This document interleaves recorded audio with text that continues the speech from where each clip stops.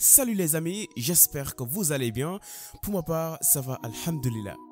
L'Afrique regroupe 54 pays, mais la majeure partie d'entre eux importent leurs armements de l'Occident. Et seulement une petite minorité fabrique certaines de leurs propres armes pour leurs missions militaires, policières et parfois même pour l'exportation. Aujourd'hui, nous allons découvrir 9 pays africains qui fabriquent des armes.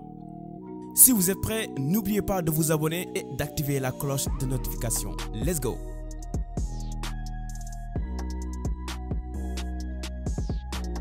L'Afrique du Sud a commencé à fabriquer des armes depuis l'apartheid pour le but de garder les Noirs sud-africains sous contrôle. Même si leur production d'armes est ralentie après l'abolition de l'apartheid, aujourd'hui l'industrie d'armement sud-africain est considérée comme l'un des plus avancés dans le monde non occidental au même titre que l'Inde et le Brésil. Le pays fabrique des hélicoptères de transport et d'attaque, des transporteurs de troupes blindées, des camions militaires, des véhicules de sécurité interne, des fusils d'assaut et des armes de poing. L'armement du pays et d'autres équipements militaires sont en forte demande dans de nombreux pays à travers le monde, des États-Unis à la Chine et de la Suède à la Zambie.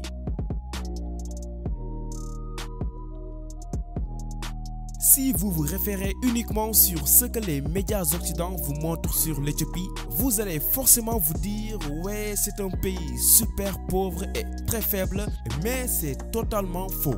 Et je ne vous conseille surtout pas de les défier, sinon vous finirez comme les Italiens qui l'avaient essayé. L'Éthiopie a commencé à produire des armes depuis les années 1800 sous l'empereur Théodore et jusqu'à présent son industrie d'armement est très rigoureuse et lucrative. L'Éthiopie produit des armes légères, des fusils et des grenades propulsées par roquettes.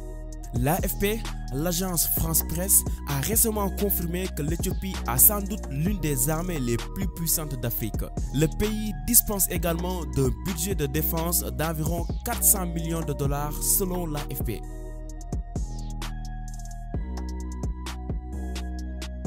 Il est impossible de parler de l'armée africaine sans mentionner l'Égypte qui est l'un des pays les plus puissants et influents d'Afrique. L'Égypte a commencé à produire ses propres armes depuis 1820.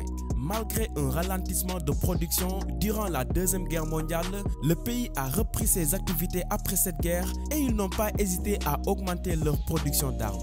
Leur fabrication inclut des navires de guerre, de l'artillerie, des fusils, des bombes et des munitions. Le gouvernement a même établi des entreprises de munitions et d'armes légères ainsi que des usines d'avions.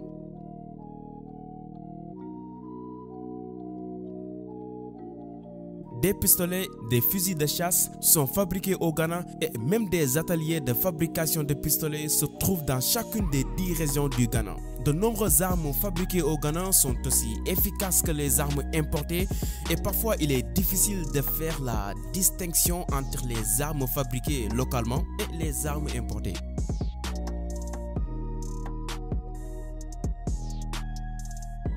Créée en 1997, la Kenya Ordnance Factories Corporation, sous la direction du ministère d'État à la Défense, est une société qui fabrique des armes légères au Kenya. Le pays dispose ainsi d'une capacité nationale de production d'armes et de munitions. La capacité de l'usine de munitions est de 20 000 à 60 000 balles par jour, tandis que la consommation locale est d'environ 2 millions de balles par an. La société sud-africaine Osprey Logistique avait mis en place une installation pour assembler le Mamba MK5, un véhicule blindé au Kenya, et envisage d'en produire 100 autres.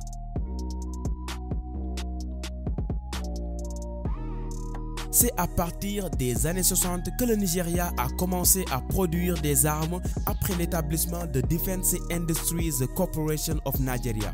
Aujourd'hui, malgré qu'il est beaucoup critiqué par son incapacité à gérer les menaces des terroristes, le pays est cependant très actif dans la production d'armes.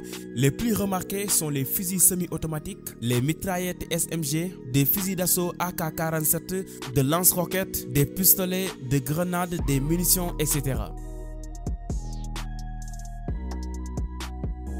Fondée en 1939, la WMF, qui est un peu compliqué à prononcer, a fourni d'équipements aux forces de défense sud-africaines et sud-ouest africaines à cette époque. Elle a même commencé à fabriquer dès 1977 des coques en V, véhicules protégés contre les mines.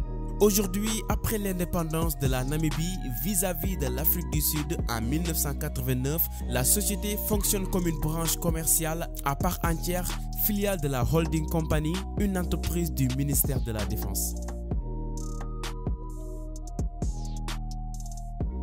C'est approximativement dès la Seconde Guerre mondiale que le Zimbabwe a commencé à produire certaines de leurs propres armes. Les rapports de Gun Policy stipulent que la Zimbabwe Defense Industry, établie par l'Union nationale africaine du Zimbabwe, a érigé 2 usines de production d'armes avec un double statut, étant à la fois une société privée et une entreprise d'État. Elle produit des armes à feu et des munitions. Mais depuis 2014, la société a considérablement limité ses activités, ce qui lui a poussé, selon certains, au bord de la faillite.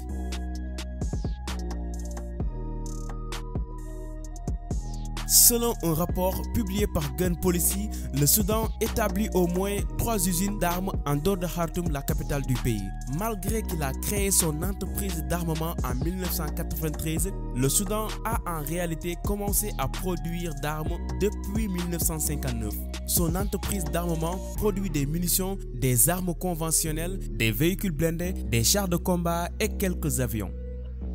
Il y a aussi la Tanzanie et l'Ouganda dans ce classement, mais ils n'ont que de petites usines de munitions. Certains pays comme la Guinée et la Tunisie sont soupçonnés de fabriquer des armes, mais cette révélation n'est pas officielle. Pour rester toujours dans les rumeurs, on dit que l'Afrique du Sud fabrique des armes nucléaires en secret. Alors les amis, je m'arrête là tout de suite. Si cette vidéo vous a plu, n'oubliez pas de lâcher un gros pouce bleu et de la partager aussi, c'est la récompense. Abonnez-vous à la chaîne pour ne plus rater mes vidéos. Allez, je vous donne rendez-vous à la prochaine. Ciao!